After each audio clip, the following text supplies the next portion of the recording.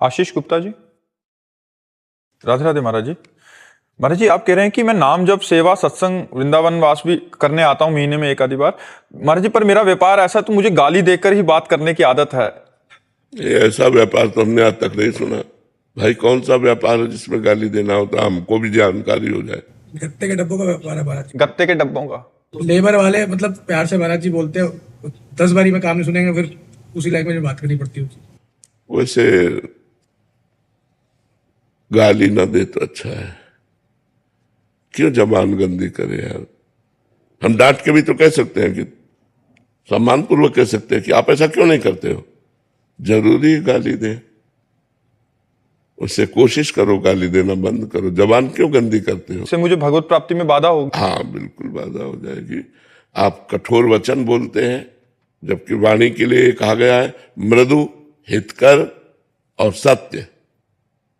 सत्य हो पर मृदु होनी चाहिए, सत्य हो उसका हित करने वाला होना चाहिए। ऐसा सत्य नहीं होना चाहिए कि उसका अहित हो जाए, ऐसा सत्य नहीं होना चाहिए कि कठोर बोल दो। सत्य, मृदु और हितकर वाणी। वाणी एक अमोल है, जो कोई बोले जान, हे तराजू तौल के तब मुख बाहर आने। बहन बेटी की गालियां देते रहते, जबान गंदी करते रहते, फायदा क्या हुआ।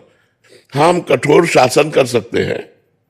अगर हमको अपनी लेबर से काम कराना है तो गाली दे के थोड़ी काम कराना है, कठोर शब्दों से भी बोल सकते हैं, निकाल सकते हैं। लेकिन गाली क्यों दें? गाली देने का अभ्यास बहुत गलत है। प्रायः लोग गाली दे देते हैं, नहीं देना चाहिए। गाली को रोकना चाहिए। जबान गंदी क्यों करें हम? तो बहुत गंदी बात होती है और बहुत निकृष्ट बात होती है, और ये छोड़ देना चाहिए। कोशिश करो। आप और कठोर शब्दों का प्रयोग कर सकते हो, लेकिन गाली देने की जरूरत नहीं है। आपको लगे तो निकाल सकते हो उसको, लेकिन जरूरी नहीं कि आप गालियां देकर ही अपनी जबान को, अपने स्वभाव को बिगाड़े। ऐसा ना करें। महाराज जी, आपको सुनने वाले बहुत सारे जने हैं महाराज जी। कॉलेज और स्कूल के स्टूडेंट्स भी महाराज जी, आजकल ट्रेंड चल गया है गाली दे के ही बात करने का, और बहुत गंदी बात है, बहुत गंदी बात है। विद्यार्थी का तो एक तपस्वी जीवन होता है। आज विद्यार्थी विलासिता में जा रहे हैं, गंदी बातों में जा रहे हैं, लेकिन विद्यार्थी का जीवन तो एक तपस्वी जीवन होता है। वो हर अपनी इंद्रियों को कंट्रोल में करके विद्या अध्ययन करके उच्च स्थानों पर प्राप्त करता है। जो विद्यार्थी हस्तमैथुन करता है, जो विद्यार्थी गर्लफ्रेंड आदि बना करके बॉयफ्रेंड बना करके व्यभिचार करता है, जो विद्यार्थी नशा करता है, जो विद्यार्थी गंदी बातें बोलता है, वो विद्यार्थी नहीं, वो तो भ्रष्ट आचरण वाला बच्चा है। वो दंडनीय मार्ग में जा रहा है, वो उन्नतिशील कभी नहीं हो सकता। अगर किसी घूस आदि देकर उच्च पदों पर बैठा भी तो हमारे समाज का शोषण करेगा, वो समाज का हित नहीं कर सकता। जिसकी मानसिकता इंद्रियों की विलासिता में गिर गई है, वो भ्रष्ट आचरण वाला, वो भ्रष्ट अधिकारी होगा, ना कि वो उत्तम अधिकारी बनकर हमारे समाज की सेवा करे। तो ये जो बच्चों की गंदी बातें हैं, आपस में गालियां देना, गंदी बातें करना, गंदे मजाके करना, ये सब नहीं करना चाहिए। इससे हमारा स्वभाव बिगड़ता है, इससे हमारी बहुत हानि हो जाती है। मनोरंजन में हम नीचे पतित होते चले जा रहे हैं। ऐसा मनोरंजन नहीं करना चाहिए। मन को सही बोलना चाहिए।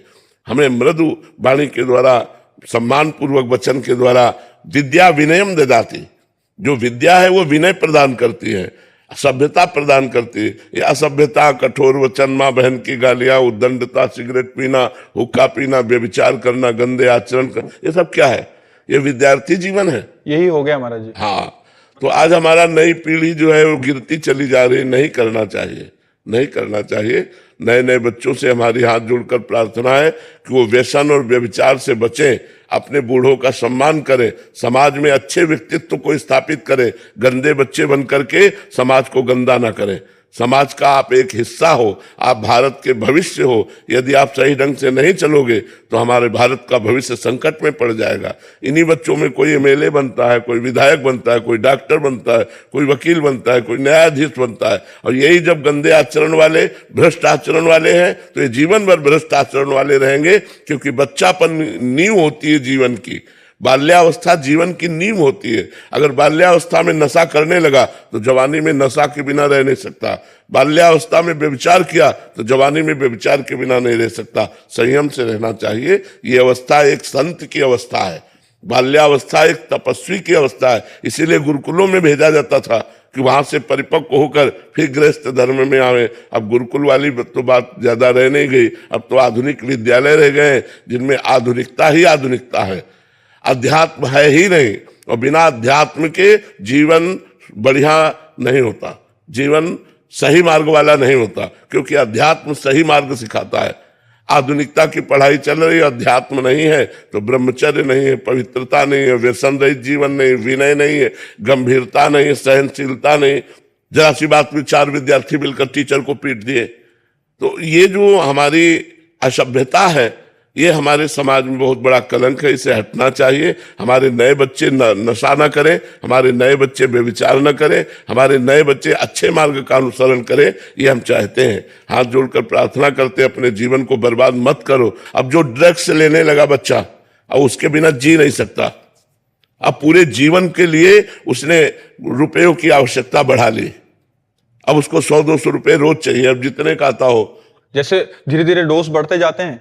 और अभी महाराज जी आपको 4 दिन पहले बता रहा था कि एक माता जी लेके आए थे, वो कह रहे थे कि ये घर का सारा सामान बेच दिया, गांव का बच्चा है, कह रहा धान बेच दिया, मेरे आभूषण बेच दिए, पिताजी इसके है नहीं है, और पूरा अभी इसकी हालत ऐसी हो गई है कि मतलब क्या बताऊं। बिल्कुल बिल्कुल, क्योंकि उसे अर्थ चाहिए, नशा सीख गया, उसे अर्थ चाहिए। तो नए बच्चों को चाहिए कि वो व्यसन न करे, व्यभिचार न करे, संयम से रहे। जब गृहस्थी में जाए तब गृहस्थ धर्म का उपभोग करे। नहीं, अभी एक तपस्वी जीवन है, विद्यार्थी जीवन एक तपस्वी जीवन होता है, जो अपनी इंद्रियों को, अपने मन को रोक करके विद्या अध्ययन में लगाकर उच्च उन्नति को प्राप्त होता है। इसलिए ये उन्नति प्राप्त करने की अवस्था है, इसको बर्बाद मत करो।